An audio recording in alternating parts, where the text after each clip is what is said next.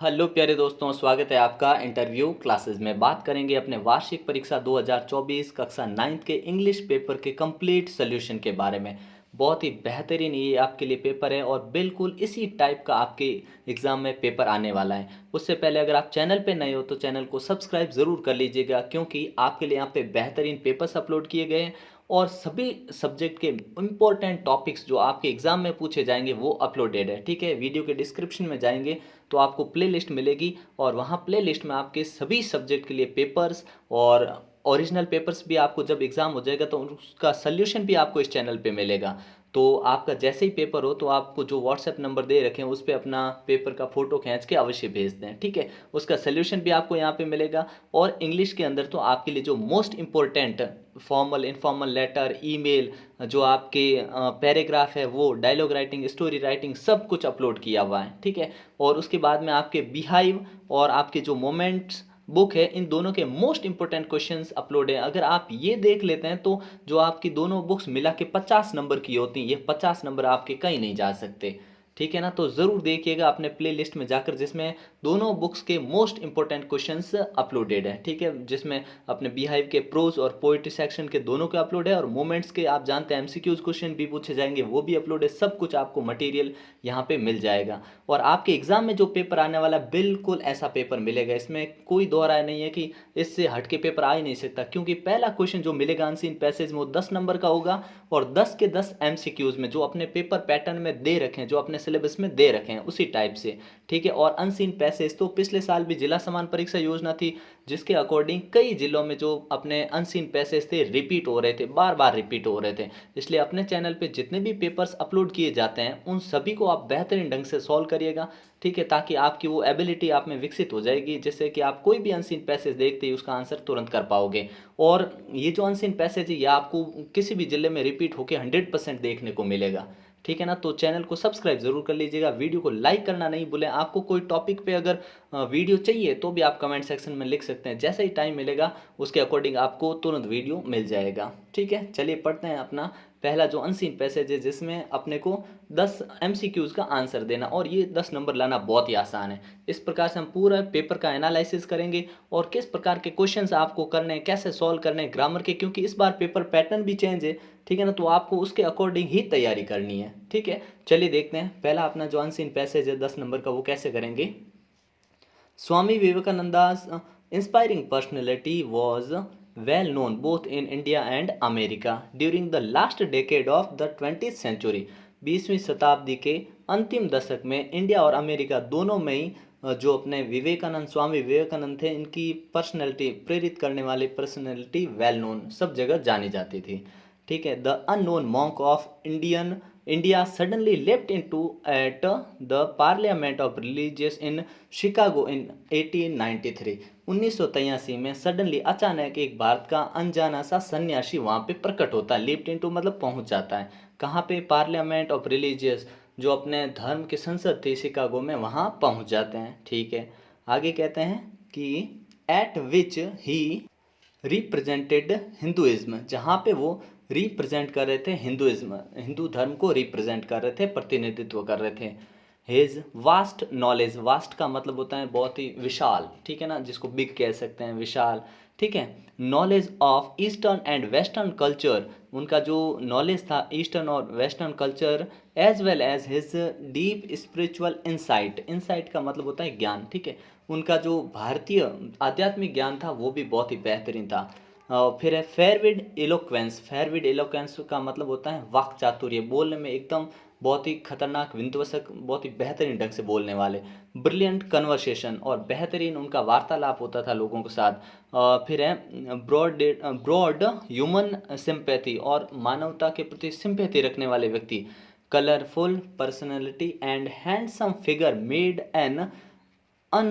an irresistible appeal to the many types of Americans who came in contact with him। उनके contact में जो भी आता उनकी इस पर्सनालिटी से उन पर मोहित हो जाता, या कहने का मतलब उनसे प्रभावित हो जाता।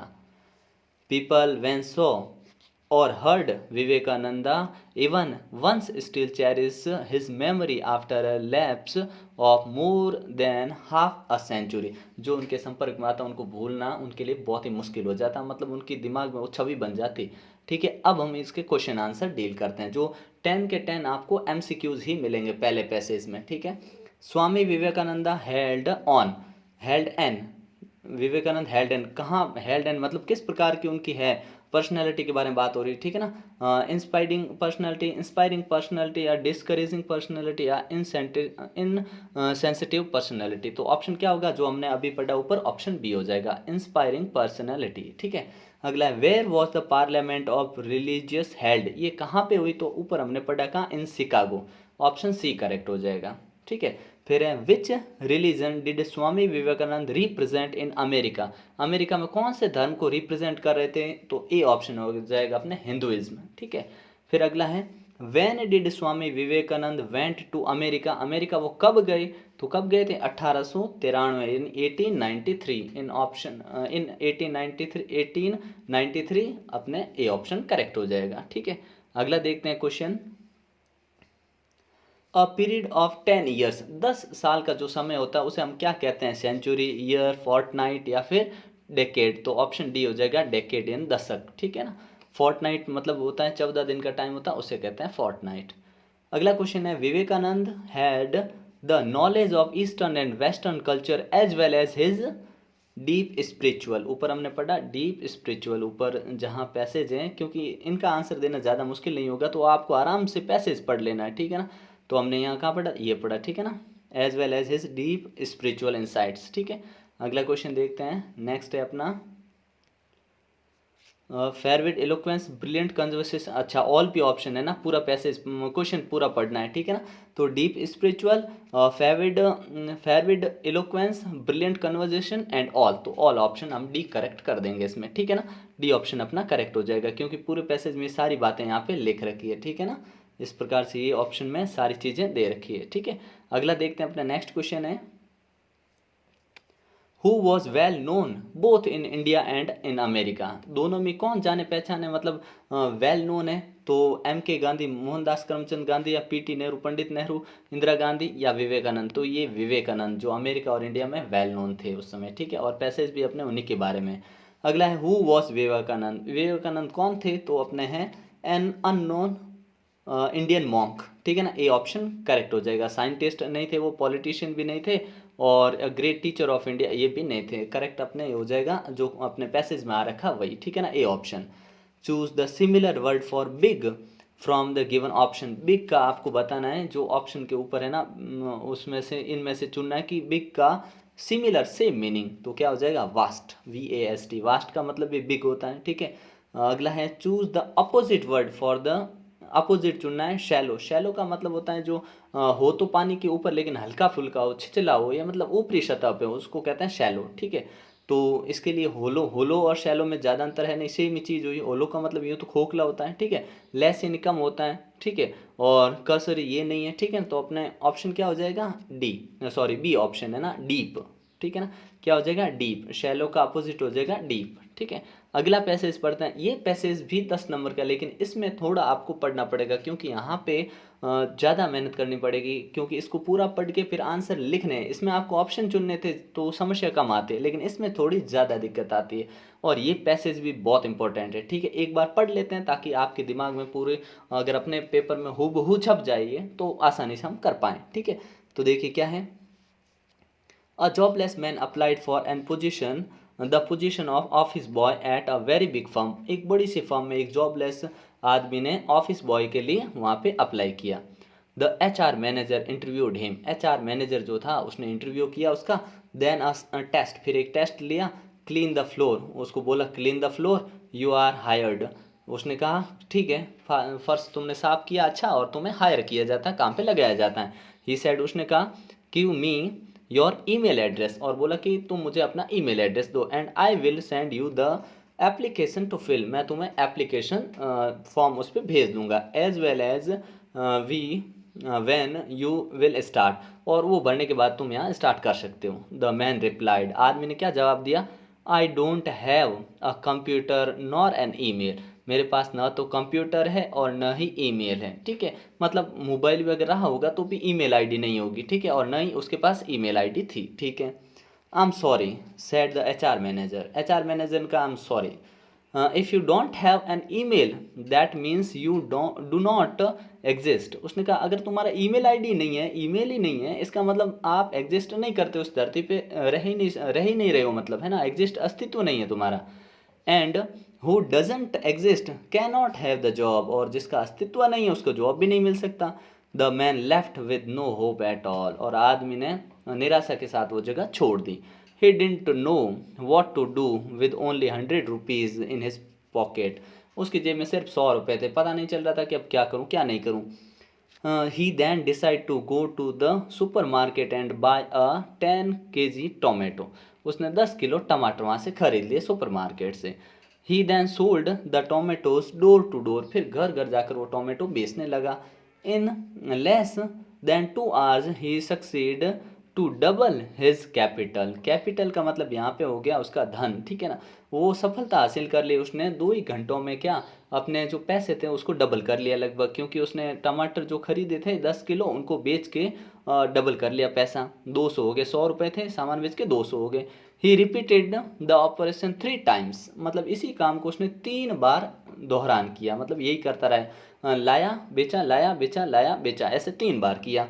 And returned home with 600 rupees, और ऐसा करके उसने कितने कमा लिए, अपने 600 रुपये कमा लिए। घर लौटा तब 600 रुपये उसके पास थे, 100 रुपये लेके निकला था। The man realize that he can survive by this way, उसने कहा इस प्रकार जिंदा तो रहा जा सकता है, काम किया जा सकता है। And started to do so, और इस प्रकार से उसने ये काम शुरू कर दिया, ठीक है। दस his money doubled and tripled every year, इस प्रकार से उसका पैसा डबल और ट्रिपल होने लगा। Shortly later he bought a cart, धीरे से उसने धीरे धीरे क्या बॉट खरीद लिया, क्या कार्ट, एक ठेला खरीद लिया। देन अ ट्रक खरीद लिया। Then he had his own fleet of delivery vehicle, उसने धीरे धीरे अपने फ्लीट बना लिया, मतलब एक ग्रुप भी बना लिया और व्हीकल पे करने लगा। आफ्टर 5 years लेटर, 5 साल बाद, the man is one of the biggest food retailers. He started to plan his family's future and decided to have a life insurance, उसने सोचा अब बड़ा बिजनेसमैन टाइप का बन गया आदमी, ठीक है ना, और बहुत बड़ा फूड रिटेलर बन गया। अब उसने सोचा कि फ्यूचर प्लान के लिए क्या कर लूँ, लाइफ इंश्योरेंस करवा लूँ। He called an insurance broker, को बुलाया उसने, and choose a protection plan. When the conversation was concluded, जब उससे कन्वर्जेशन पूरी हो गई, the broker asked him his email, broker ने पूछा कि सर आप अपना ईमेल आईडी दीजिए।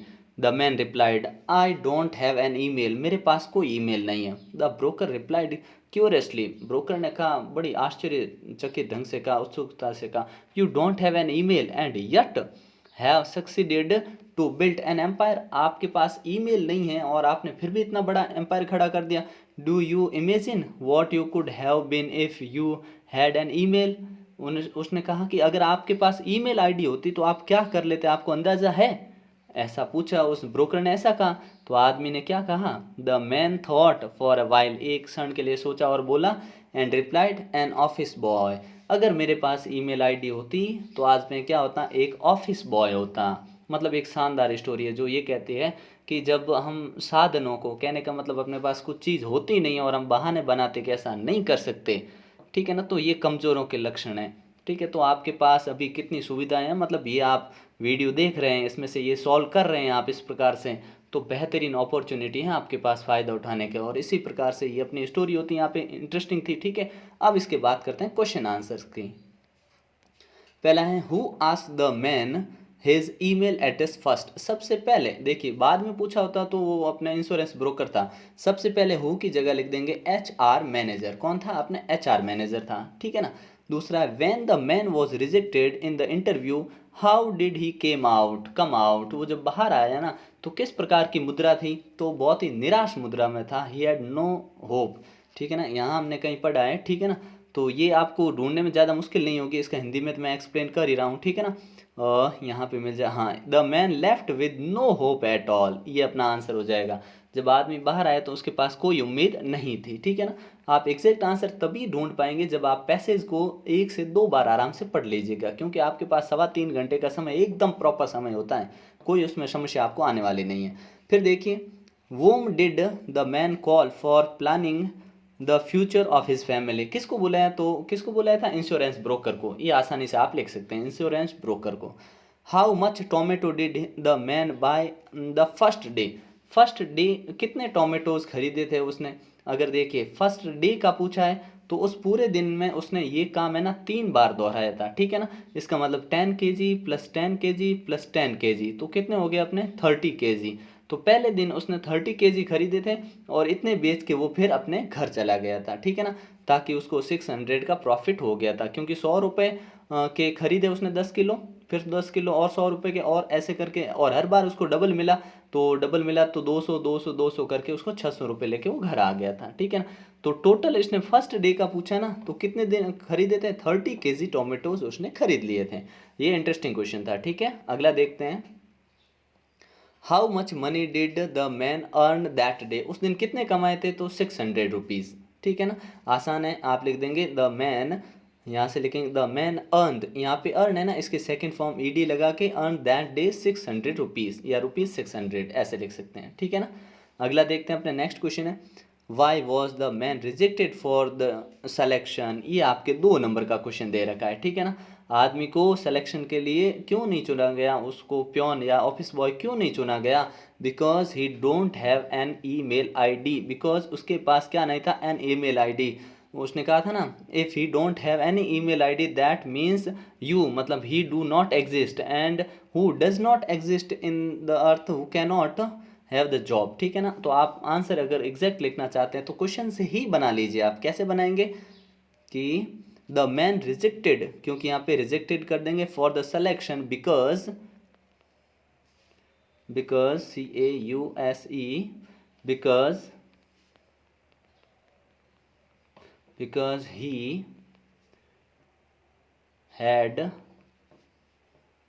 he had not an email ID या ईमेल, ठीक है ना, इस प्रकार से लिख देंगे, because he had not an email, ठीक है ना, क्योंकि उसके पास कोई ईमेल आईडी नहीं थी।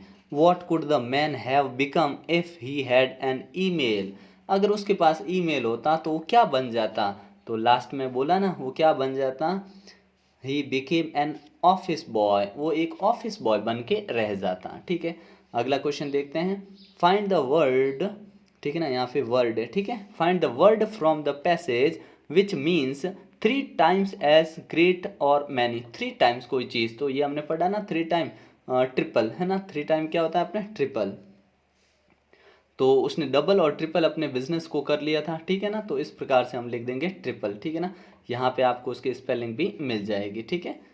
चलिए अगला देखते हैं, ये पढ़ा आपने ट्रिपल, ठीक है ना। अगला देखते हैं, नेक्स्ट है, find the word from the passage which is opposite to destroy, destroy का आपको अपोजिट बताना है, ठीक है। तो इसमें आपको डिस्ट्रॉय का अपोजिट बड़ी आसानी से मिल जाएगा, इसका आंसर आपको कमेंट सेक्शन में बताना है, ठीक है। अगर आपको डाउट लगे, समस्या लगे तो आप बता दीजिएगा, आपको वहाँ पे आंसर दे दिया जाएगा, ठीक है ना। बाकी बड़ा ही सिंपल सा है और इसमें मिल जाएगा, क्योंकि हमने ये पूरा डिस्कस कर लिया है, ठीक है ना। चलिए उसके बाद आते हैं अपने सेक्शन बी, जो आपके 6 नंबर का रहने वाला है, 6 मार्क्स के, जो यहाँ से आपको 18 मार्क्स के क्वेश्चन यहाँ से पूछे जाएंगे सेक्शन बी से। और पूरा सेक्शन बी अपने इस प्ले लिस्ट में अपलोडेड है, जिसमें आपके लिए जो भी मोस्ट इंपॉर्टेंट टॉपिक्स है सारे अपलोड किए हुए हैं। जैसे यहाँ पे आपसे पूछा है कि आप नाम दे दिया, आपका एड्रेस दे दिया, और लेटर लिखना है अपने फ्रेंड को अपनी नई स्कूल के बारे में डिस्क्राइब करते हुए, ठीक है ना। बहुत ईजी है और आपको ये सेम टू सेम इधर मिल जाएगा प्लेलिस्ट में, ठीक है। और उसके बाद में ये जो लिखा हुआ है, आप फुटबॉल टीम के कैप्टन हैं, और ईमेल लिखना है आपको, write an email to send to your headmaster, ठीक है। तो ईमेल जो इम्पोर्टेंट है, और इसका आंसर भी आपके लिए यहाँ पे अपलोड किया हुआ है, ठीक है ना। फिर अगला देखते हैं, फिर अपने हैं short paragraph. Short paragraph morning walk, ठीक है ना। मॉर्निंग वॉक आपको इन शब्दों का यूज़ करते हुए बनाना है जो आपने अपलोडेड है। एन एक्सीडेंट, या तो आप ये करिए या फिर एन एक्सीडेंट, इस पे चूज़ कर लीजिए। ये दोनों भी आपके यहाँ पे पड़े। कहने का मतलब जो इंपॉर्टेंट डाल रखे हैं उससे बाहर आपके पेपर में आने का चांसेस नहीं है, ठीक है ना। फिर उसके बाद में अपने ग्रामर सेक्शन, उससे पहले देखिए जो क्वेश्चन नंबर आपके 5th रहेगा ना, वो जिसमें आपके या तो टीचर और स्टूडेंट के बीच में आपको कन्वर्सेशन लिखनी है, ठीक है, या फिर आप क्या करोगे, एक स्टोरी लिखोगे। तो जो मोस्ट इंपॉर्टेंट आपकी कन्वर्सेशन या डायलॉग राइटिंग है वो आपके अपने इस चैनल पे अपलोडेड है, ठीक है। आपको 6-7 डायलॉग राइटिंग बताई गई है, उनको आप अच्छा तैयार कर लीजिए, आपके 6 नंबर पक्के हैं, ठीक है। अगर आपके ज़िले में अभी भी पेपर होना बाकी है तो ये आपके लिए ज़बरदस्त साबित होगा, ठीक है। फिर है अपने right a story with the help of outline, मतलब और टाइटल और मोरल भी देना है इसका, ठीक है। तो ये स्टोरी आपके सामने दे रखी है, तो शुरू से ही पता लग गया हेयर है टोटोइज है, मतलब हेयर एंड टोटोइज वाली स्टोरी हेडिंग मिल गया। और लास्ट में आपको क्या लिखना है, इसका मोरल भी लिखना है, तो ये स्टोरी भी आपको यहाँ मिल जाएगी। तो अगर आपने प्लेलिस्ट में जाकर अभी भी अपने बुक के मोस्ट इंपॉर्टेंट क्वेश्चंस नहीं देखे हैं तो ज़रूर देखिएगा, ठीक है। और आपके जितने भी टॉपिक है सब कुछ आपको यहाँ पे मिलेगा और सभी सब्जेक्ट में मिलेगा। तो चैनल को सब्सक्राइब करना आप भूल जाते हैं, वो भूलिएगा नहीं, है ना। फिर देखते हैं अपने सेक्शन सी आता है, जिसमें आपके पहले है ग्रामर के टॉपिक। सेक्शन सी पूरा ग्रामर का ही है, ठीक है, जिसमें पहला क्वेश्चन रहेगा टेंसेस का। और टेंसेस के लिए आपके लिए बेहतरीन क्वेश्चंस आपको प्लेलिस्ट में मिल जाएंगे, और कुछ बस ऐसे ट्रिक्स हैं जिनको आप तैयार कर लीजिए। आपके टेंस का कोई क्वेश्चन गलत नहीं होना, न ही आपके ये फ्रेजल वर्ब का कोई क्वेश्चन गलत, फ्रेजल वर्ब नहीं, ये रिलेटिव प्रोनाउन का कोई गलत नहीं होगा, न ही आपके डिटरमाइनर्स और प्रीपोजिशन का गलत होगा।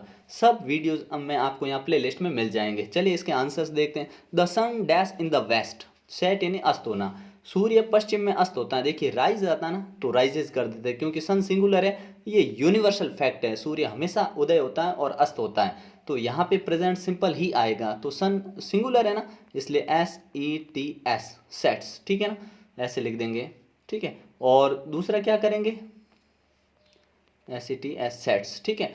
और अगर यहाँ सन यहाँ पे इन द ईस्ट होता तो हम यहाँ पे राइज होता, तो RISES राइजेस कर देते हैं, ठीक है ना। अगला देखते हैं। My younger brother dash a new car yesterday, बस याद रखिए कुछ एगो हो गया, last month, last day, last year, yesterday, ये वाले वर्ड मिलते हैं आपको V2 यानी वर्ब की सेकंड फॉर्म लगा देनी है अनडाउटेडली, ठीक है ना। तो मतलब बाई की सेकंड फॉर्म बननी बॉट। अगला देखिए, Virat Kohli dash here next week, जब भी आपको नेक्स्ट वीक, नेक्स्ट मंडे और नेक्स्ट डे, नेक्स्ट लगा हुआ मिले या फिर आपको मिले टुमारो, क्या मिले, टुमारो, ठीक है ना, ठीक है। जब भी ये ऐसा आपको मिले तुरंत आप वहां पे क्या कर देंगे, सिंपल फ्यूचर टेंस, तो विराट कोहली विल कम, ठीक है ना, इस प्रकार से लिख देंगे। फिर अगला है अपने the train had left before, before और आफ्टर का ध्यान रखिए, बिफोर से पहले खाली जगह होती तो हेड थर्ड फॉर्म लगाते, लेकिन यहाँ पे हेड थर्ड फॉर्म लिखा हुआ है, बाद में हमेशा आपको वर्ब की सेकंड फॉर्म भरनी है। तो यहाँ पे रीच है REACHED, रीच्ड कर दीजिए, रीच टॉप पढ़ेंगे, इसे क्या पढ़ेंगे, रीच्ड, ठीक है ना, रीच्ड, ठीक है ना, क्योंकि जब भी च क प च श के पीछे ईडी लगता है तो उसका साउंड हमेशा ट आता है, ठीक है ना, तो ये हो जाएगा रीच्ड, ठीक है। तो ये शानदार आपको अच्छे से तैयार कर लेना है, और इसके लिए आपको यहाँ पे प्रैक्टिस के लिए और क्वेश्चन चाहिए तो आप कमेंट सेक्शन में लिख दीजिएगा, आपको मिल जाएंगे, ठीक है। फिर देखिए अपने नेक्स्ट है fill in the blanks with the proper form of given in the bracket, आपको प्रॉपर वर्ड चुनना है, यहाँ पे प्रॉपर वर्ड चुनना है, ठीक है। अब देखिए the house dash I live in was built in the 1920s, ठीक है। तो यहाँ पे द हाउस क्या है, नॉन लिविंग थिंग है, ठीक है ना। और हु का नियम क्या होता है, हु के बाद हमेशा वर्ब आती है, वर्ब मतलब यहाँ पे या तो लिव हो जाता है, ये आई नहीं होके सीधा लिव होता, या फिर यहाँ पे is am are was were has have had कुछ होता, ठीक है ना, तो आता, ठीक है। तो यहाँ पे विच आएगा, मतलब the house which I live in was built in the 1920s, ठीक है। फिर है I met her last year, मैं उससे लास्ट ईयर मिला, dash she came to my house, when she came to my house, जब वो मेरे घर पे आई, क्योंकि यहाँ पे लास्ट ईयर क्या है, टाइम है, और वैन की उनको दिखाता है जब, वैन यानी जब, समय को दिखाता है ये, तो यहाँ पे वैन आएगा, पहले में विच था और दूसरे में क्या था, वैन था अपने, ठीक है। अगला देखते हैं, इसके भी बेहतरीन क्वेश्चन, ये इसी टाइप से भी मिल सकता है और कभी कभी आपको ये दो सेंटेंस कंबाइन करने के तरीके से मिल सकता है। कहने का मतलब आपसे हु से दो सेंटेंस कंबाइन करने हैं, ठीक है। और कभी व्हेन से दे सकता, विच से दे सकता, तो ये 2 नंबर के क्वेश्चन रहेंगे आपके। फिर आते हैं अपने अगले टॉपिक जो है सूटेबल डिटरमाइनर्स पे। चलिए देखते हैं। Fill in the blanks with suitable determiners. Suitable determiner का आपको यूज़ करना है, ठीक है। अब क्वेश्चन हल्का फुल्का तो चेंज होगा, सेम टू सेम आए ऐसा ज़रूरी नहीं है, लेकिन अगर प्रैक्टिस ही नहीं करोगे तो उसका कोई मतलब नहीं है। आपके लिए अगर कोई स्टडी मटेरियल चाहिए, कोई कंटेंट चाहिए, तो वो आपको सभी सब्जेक्ट का यहाँ पे मिल रहा है, ठीक है। बाकी ओरिजिनल पेपर जो कहते हैं वो तो पेपर होगा, मान लीजिए आपके इंग्लिश का पेपर होगा तो उस ओरिजिनल पेपर का सोल्यूशन अपने इस चैनल पे मिल जाएगा, ठीक है। लेकिन अगर आप ये सोचते हैं कि आपके ज़िले का ओरिजिनल पेपर कोई यूट्यूबर के पास है और वो अपलोड कर रहा है या कर देगा, या उसने लिख रखा है कि आपके ज़िले का ओरिजिनल पेपर ये रहा देख लो, तो ये भ्रम है, मोह माया है, इसमें कुछ भी नहीं है। ना ऐसा मैं करता हूँ ना कोई और करता है, तो वो भी गलत है, क्योंकि ओरिजिनल पेपर किसी के पास नहीं होगा। हाँ, जैसे कि आपके 5 तारीख से पेपर स्टार्ट हो रहे हैं, तो 5 से 8 को जब पेपर हैं तो होने वाले पेपर का, ओरिजिनल पेपर का सोल्यूशन अपने को मिलेगा। उसमें हम भी थंबनेल लगाएंगे कि ओरिजिनल पेपर का सोल्यूशन, आपके पेपर ऐसा आ सकता है, ठीक है। लेकिन ये सारे जो पेपर्स हैं ना, ये एक्सपर्ट द्वारा बनाए हुए पेपर हैं, जो कि बिल्कुल पेपर पैटर्न के अकॉर्डिंग होते हैं, कहने का मतलब, और जिनको आपको बेहतरीन ढंग से तैयार कर लेना होता है, ठीक है ना। क्योंकि पेपर पैटर्न जैसे बोर्ड अपने जारी करता है पेपर्स, ठीक है ना, तो बच्चों की प्रैक्टिस के लिए वैसे वैसे 9th क्लास में ऐसे गवर्नमेंट है वो जारी नहीं करती, लेकिन आपके सिलेबस दे रखा है कि उसके अकॉर्डिंग ही पेपर बनाए हुए हैं ये, ठीक है ना। तो ये आपके लिए बहुत ही मददगार साबित होने वाले पेपर्स होते हैं, और क्वेश्चन तो हूबहू क्वेश्चन मिल जाते हैं, ठीक है। पिछले साल भी मिलते थे, अब भी मिलेंगे आपके एग्जाम में, यहाँ से क्वेश्चन मिलेंगे। बाकी ऐसा है नहीं कि सारे सारे सेम टू सेम आए, ऐसा तो होगा ही नहीं, ठीक है। चलिए देखते हैं अगला अपना question. Money is better than none. अब देखिए यहाँ पे लिटिल दोनों ही अनकाउंटेबल के लिए यूज होता है, मतलब जिसको हम नहीं गिन सकते, ठीक है। तो मनी को हम नहीं गिन सकते, ठीक है। मनी का मतलब होता है अपने धन, क्या होता है, धन। धन को हम नहीं गिन सकते, तो किसको गिन सकते हैं, हम रुपए को गिन सकते हैं। अगर यहाँ पे रुपीज होता तो हम गिन लेते हैं, लेकिन धन, धन में क्या आता है, धन में अपने घर, गाड़ी, बंगला, पेट्रोल पंप, जिसके ये लोगों की संपत्तियां होती हैं ना, उसे धन कहते हैं, तो उसको हम नहीं गिन सकते ना, तो उसके अनकाउंटेबल, तो दोनों ही अनकाउंटेबल है। अब देखिए लिटिल मतलब होता है ना के बराबर, और अ लिटिल मतलब होता है थोड़ा बहुत, तो हम यहाँ पे क्या लिखेंगे बताइए, करेक्ट ऑप्शन क्या होगा अपने अ लिटिल। क्यों, क्योंकि a little money is better than none, none यानी कुछ नहीं होने से अ लिटिल मतलब थोड़ा बहुत होना अच्छा है, ठीक है ना। तो अपने सेकंड वाला ऑप्शन करेक्ट करेंगे, ठीक है। अब देखिए अगला, have you dash work with Rajat. अब देखिए एनी या सम। अब सोचिएगा, जब भी क्वेश्चन पूछा जाए या नेगेटिव हो तो हमेशा हम एनी का यूज़ करते हैं, नहीं तो हम सम का करते हैं। तो यहाँ पे तो एक क्वेश्चन है, ठीक है ना, have you any work with Rajat. अगला देखिए, Virat is dash honest boy. अब यहाँ पे ऑनेस्ट के अकॉर्डिंग ए और एन में से चूज करना है आपको। तो ऑनेस्ट, इसको पढ़ते क्या है, ऑनेस्ट, ठीक है, ऑनेस्ट, ठीक है, हॉनेस्ट नहीं पढ़ेंगे, ठीक है ना। ये ऑनेस्ट होता है, तो ऑनेस्ट के अकॉर्डिंग यहाँ पे अपने एन लग जाएगा आगे, ठीक है ना, तो यहाँ भर देंगे एन। अगला देखते हैं अपने, नेक्स्ट है अपने कि fill in the blanks suitable preposition लगानी, ठीक है। ही जंप्ड द रिवर, अगर रिवर में जंप किया इसका मतलब ये अपने नदी चल रही है, ठीक है। यहाँ पे खड़ा है आदमी, उसने जंप किया मतलब पहले बार था, फिर अंदर मूविंग पोजीशन है उसकी, मतलब गतिशील अवस्था में है वो, तो इन टू यूज करेंगे। और he is in the river, हो सकता है कि वो नदी में खड़ा है, ठीक है ना। अगला देखते हैं अपने, नेक्स्ट है he is not afraid. Afraid के साथ ऑफ प्रीपोजिशन यूज करते हैं, अफ्रेड ऑफ डॉग्स, ठीक है ना। अगला देखते हैं अपने, the farmer divides his property. Farmer ने अपनी प्रॉपर्टी डिवाइड कर दी, हिज 5 सन्स। जब भी दो से ज़्यादा लोग होते हैं, दो से ज़्यादा, तब हमेशा अमंग यूज़ करते हैं, और सिर्फ दो की ही बात होती है, दो लोगों की, तब हमेशा बिटवीन लगाते हैं, ठीक है ना, ये ध्यान रखिएगा। चलिए अगला अपना सेक्शन है डी सेक्शन, ठीक है, जिसमें एक पैसेज मिलेगा बुक से, और उस पैसेज में से आपको पढ़ के आंसर देना। ये 8 नंबर का रहने वाला है, ठीक है, क्योंकि ये अपनी बुक से ही है, तो हमने कई बार ये चैप्टर्स पढ़ रखे हैं, ठीक है ना।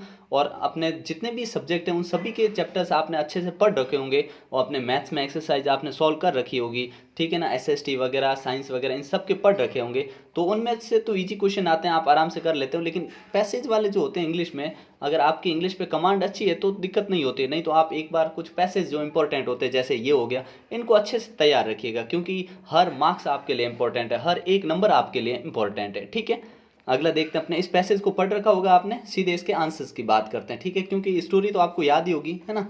व्हाट डिड ग्रैंड मदर से, दादी ने क्या कहा था, ये केजिया वाला चैप्टर। तो दादी ने क्या कहा था, दादी ने कहा था कि संडे आफ्टरनून को दादी ने कहा कि you have to a nice talk with father and mother, ऐसा किसने कहा था, दादी ने कहा था, ठीक है ना। तो ये लिख देंगे।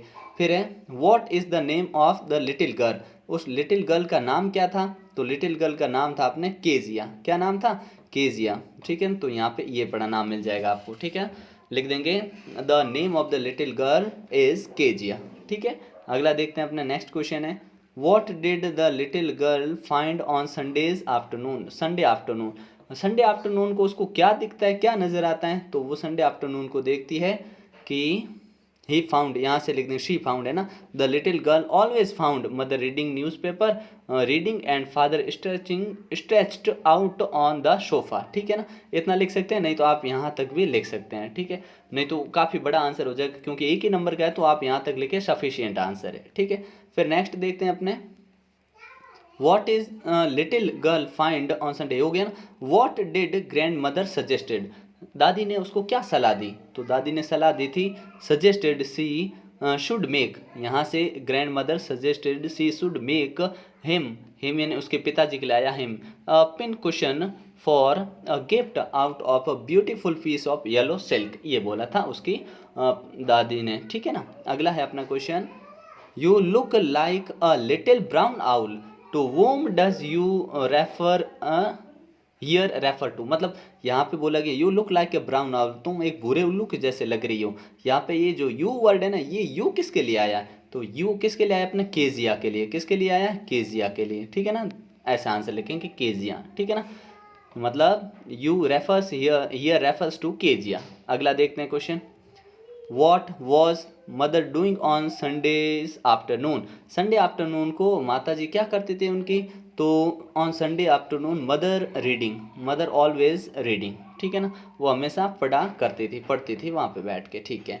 अगला है find out the word from the passage which means gauge, gauge का मतलब होता है निहारना, लगातार देखना, टकटकी लगा कर देखना, तो इसके लिए एक काफ़ी अच्छा वर्ड है, ठीक है ना। इसके अंदर आपको मिल जाएगा, यहाँ पे स्टेयर मिलना चाहिए कहीं, है ना, स्टेयर, ठीक है, इसमें स्टेयर मिल जाएगा आपको। ये पैसेज हमेशा पहले पढ़ लेना चाहिए ना, अब पढ़ा हुआ तो है पहले का चैप्टर्स में पढ़ ही रखा है हमने, स्टेयर ये पढ़ा, ठीक है ना, स्टेयर, ठीक है। अगला देखते हैं अपने नेक्स्ट है कि find out the words from the passage which is opposite, यहाँ पे वर्ड एक ऐसे हटा देना, ठीक है ना। लॉस्ट, लॉस्ट का भी हमने पढ़ा फाउंड, ठीक है ना, फाउंड, ये तो बड़ा ईजी है, ठीक है ना। चलिए नेक्स्ट देखते हैं, ये क्वेश्चन बहुत इंपॉर्टेंट है। अब इन क्वेश्चंस का तो आंसर की क्या ही बात करें, क्योंकि इन सभी ये जो क्वेश्चन आपको यहाँ पे मिलेंगे ना, क्योंकि अपने बुक दोनों मिला के 35 प्लस 25, ऐसा मिला के 35 प्लस 15 है ना, ऐसे करके दोनों बुक्स अपनी मिला के कितने की हो रही है, 50 की, और उनके लिए अपने लिए 3 वीडियोज़ अपलोडेड है, और उन 3 को देखने के बाद आपके बाहर से कोई क्वेश्चन बनता नहीं है, ठीक है ना। चलिए देखते हैं, तो ये सारे वही क्वेश्चन है जिसमें आपको पोइम्स में जो इंपॉर्टेंट क्वेश्चन है वो अलग से वीडियो अपलोडेड है, कहने का मतलब आप प्ले लिस्ट अगर जाकर चेक करेंगे तो इन सभी क्वेश्चंस के आपको आंसर वहाँ मिल जाएंगे, जो आपको बहुत ही बेहतरीन स्कोर करने में हेल्प करेंगे, ठीक है ना। बहुत ही इंपॉर्टेंट ये क्वेश्चंस हैं, ठीक है। उसके बाद में जो लास्ट वाला क्वेश्चन मिलेगा, जो 19वां क्वेश्चन आपके पेपर में आने वाला 4 नंबर का, ये सारे क्वेश्चंस भी आपको जो भी मोस्ट इंपॉर्टेंट एमसीक्यूज, क्योंकि पेपर पैटर्न चेंज है ना, तो इस हिसाब से आपको ये क्वेश्चन मिलने वाले हैं पेपर में, और आपको ये सारे एमसीक्यूज भी मिल जाएंगे। जैसे how much money Leskov was earn as a notary, notary के थ्रू जो लेस्कॉफ था वो कितने पैसे कमा लेते थे, ठीक है ना, तो वो था 35 roubles a month, 35 roubles a month, पर महीने कितने 35। और जब आपने पढ़ा कि वो जब मजदूरी करता था पहले तो मांगता था और अलग अलग बहाने बनाकर काम करता था कि स्कूल से निकाल दिया, कभी टीचर था, कभी कहता स्टूडेंट, ऐसे करके काम करता था वो, ठीक है ना। अगला देखते हैं अपने what was Behrman's dream, Behrman का क्या सपना था उसका सपना था क्या, to paint a masterpiece, कि वो एक मास्टर पीस बना दे, ऑप्शन बी हो जाएगा। Who broke into the merchant's house, merchant के हाउस में कौन ब्रोक इनटू, कौन जबरदस्ती घर में घुस गया था, तो आंसर लिखेंगे ब्रोक इनटू का मतलब होता है जबरदस्ती घर में घुसना, ठीक है ना, तो चोर घुस आया था, अ थीफ, ठीक है। Who is the writer of the lesson Eswaran the story teller, इस जो अपनी स्टोरी है राइटर कौन है इस लेसन के, तो लिखेंगे आर के लक्ष्मण, ठीक है ना, ये ऑप्शन हो जाएगा करेक्ट। ये सारे क्वेश्चन आपको वीडियो के यहाँ पे प्लेलिस्ट में सभी के आंसर सहित मिल जाएंगे। आपके एग्जामिनेशन होना बाकी है तो आप प्लेलिस्ट में जाकर ज़रूर चेक करिएगा और बेहतरीन प्रैक्टिस के लिए चैनल को सब्सक्राइब कर लीजिए। सभी सब्जेक्ट के पेपर्स मिलेंगे जो आपके एग्ज़ाम में बहुत ही हेल्प करने वाले हैं, ठीक है ना। तो मिलते हैं नेक्स्ट पार्ट में, तैयारी करते रहिए, कोई डाउट होता है तो पूछते रहिए, ठीक है। जय हिंद, जय भारत।